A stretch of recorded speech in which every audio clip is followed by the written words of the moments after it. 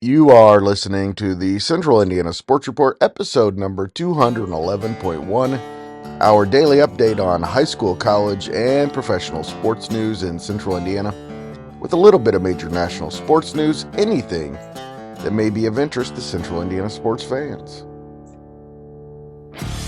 You're listening to the Central Indiana Sports Report with your host, Greg Mengels. Good morning, good afternoon, or good evening, whenever you've chosen to listen to the Central Indiana Sports Report.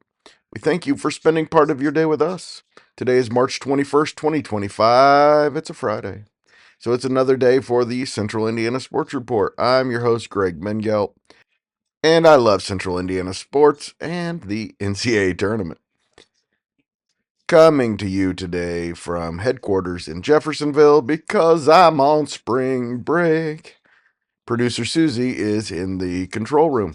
Coming up, we have another incredible Pacers finish and the first full day of the NCAA tournament, including Purdue and a good one against High Point. And we'll have all these scores and matchups from the NCAA tournament coming up. But first, please go subscribe to our YouTube channel. Just search Central Indiana Sports Report. It's easy to find. Even if you're already subscribed or following elsewhere, we would really appreciate it. We are previewing our boys basketball semi-states all day Friday and Saturday. The semi-states from our local and regional teams and throughout the state. And we'll have a preview of all of the semi-states with the Indianapolis Stars' Kyle Neddenrip and Michelle Garman of the Tipton Tribune. And Elwood call leader first thing on Saturday for your drive to the games. And check back at 1 p.m. every day for the daily report. We also have a daily report on weekends, obviously. It's called the Daily Report. But on weekends, I get it done when I get it done. Speaking of which, a little late today. That's because it's the first day of spring break. I slept in a little. And the NCAA tournament has distracted me just a little bit.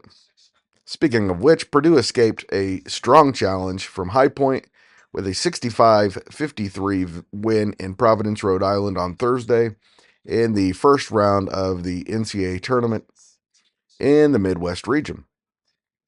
Trey Kaufman-Wren had 21 points and 8 rebounds, and Braden Smith, the best player in the tournament, had 18 points despite a poor shooting performance and finished with 6 points.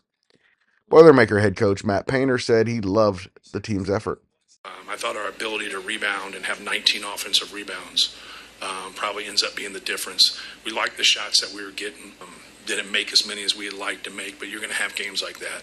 But I liked our effort. I thought we got a great production from our bench. I thought everybody that came in off of our bench, gave us something and helped us win the game. Jakari Harris didn't play a lot in the first half, and then he finishes the game for us, and he gets 8 rebounds. Cam Heide gets a double-double. Wilberg ends the first half for us with a basket, has another basket in that first half, and did some good things defensively. And then Miles Colvin, I thought, was solid. He had a couple of good looks, not go down that normally do. But I thought our bench really helped those guys out, and that's what you got to have. We got some young guys that haven't been there. We got some guys that have played a lot of games, and I was just impressed with our effort and our ability to hit the glass. Purdue will face 12 seed McNeese at 12:10 Saturday on CBS. It'll be the spotlight game at noon. Will Wade's McNeese Cowboys upset the 5 seed Clemson 69-67. It's the 47th win ever by a 12 seed in the first round of the tournament. McNeese jumped out to a 31-13 lead and held on. In the same bracket, but being played in Wichita, Houston beat Southern Illinois Edwardsville 78-40, and Gonzaga just took care of Georgia with no problem, 89-68. Impressive performance by the Bulldogs, and not that impressive a performance by the other Bulldogs. Houston and Gonzaga will play at 8:40 on Saturday on TNT. Also in the Midwest, on the other side from Purdue, Tennessee beat Wofford 77-62, and UCLA just trounced Utah State 72-47.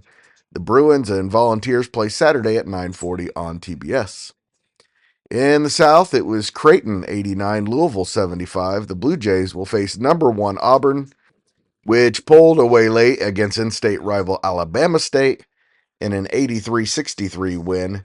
Auburn and Creighton play on Saturday at 7:10 in Lexington, Kentucky. In Denver, Michigan held off a 30-win UC San Diego team 68-65, and an efficient Texas A&M team eliminated Yale 80-71. The Wolverines and Aggies face off at 5:15 on CBS Saturday. Also in Denver in the East, Wisconsin and BYU advanced. The Badgers shot 55% and whipped Montana 85-66. Great day for the Big Ten. And BYU went on a late 12-2 run in the first half and opened the second half on a 13-6 run and had no problem against VCU in an 85-66 win. There were only 2 games in the East on Thursday. That means there will be 6 in the bracket on Friday. The Cougars and Badgers play at 7:45 on CBS Saturday. In the West, producer Susie's pick to win the tournament, St. John's, easily got by Omaha 83-53. Producer Susie has seen what Rick Pitino can do. The Johnnies will play 10-seed Arkansas and old Pitino rival John Calipari on Saturday at 2:40 on CBS in Providence. That should be a great one. Arkansas took down Kansas 79-72. And in Wichita, it was 11-seed Drake 67-57 over Missouri, one of the big upsets of the day. Not a lot on Thursday. That's coming on Friday. Texas Tech beat UNC Wilmington 82-72. Drake and Tech will play at 6:10 on TNT Saturday. On Friday, Baylor and Mississippi State have begun in Raleigh, as have Alabama and Robert Morris in Cleveland. It's Iowa State against Lipscomb on TNT at 1:30 from Milwaukee. Memphis against Colorado State, 2 o'clock on TBS. That is from something called the Climate Pledge Arena in Seattle. At 2:50 on CBS, it's number 1 Duke against 16-seed Mount St. Mary's in Raleigh. 7-seed St. Mary's against 10-seed Vanderbilt at 3:15 on True TV from Cleveland.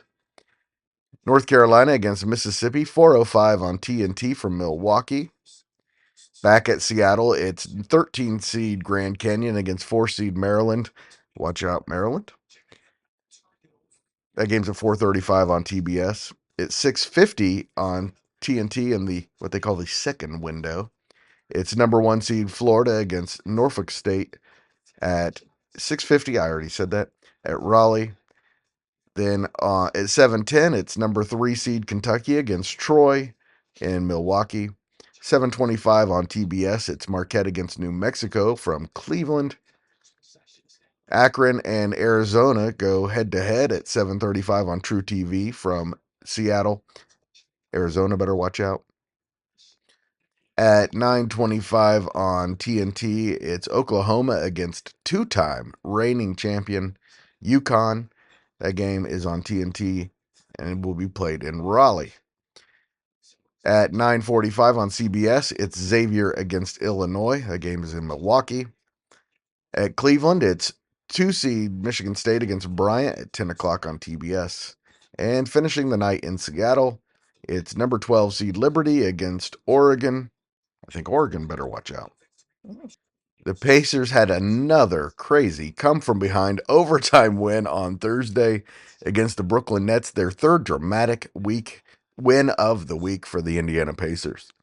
They trailed by 5 points with 1:42 left before Ben Mathurin made a clutch jumper, then got fouled and made 3 clutch free throws to send the game into overtime. The Nets took the lead with 1:14 left in overtime on Zaire Williams' 3.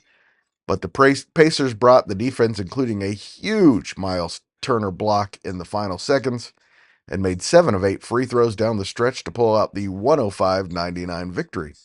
It's the Pacers' third straight win in which they trailed by double figures at some point in the game. Some people might find that concerning. Ben Mathurin says it's a good thing. 3 games in a row, I don't think we ever experienced that. Having those games, especially at the end of the season, going to the playoffs, now we know that what to do exactly. You know what I'm saying? Like going to the playoff games and knowing if we're, down by this much, this is how we have to approach the game. I just feel like it's a great thing to experience, especially going to the playoffs.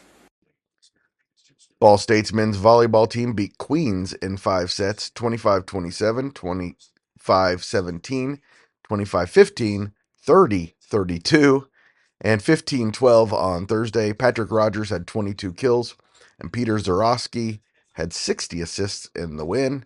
Ball State is now 15-8 on the season and faces Queens again Saturday in Charlotte. Purdue softball beat Wisconsin 9-1 in 6 innings Thursday in Oklahoma City.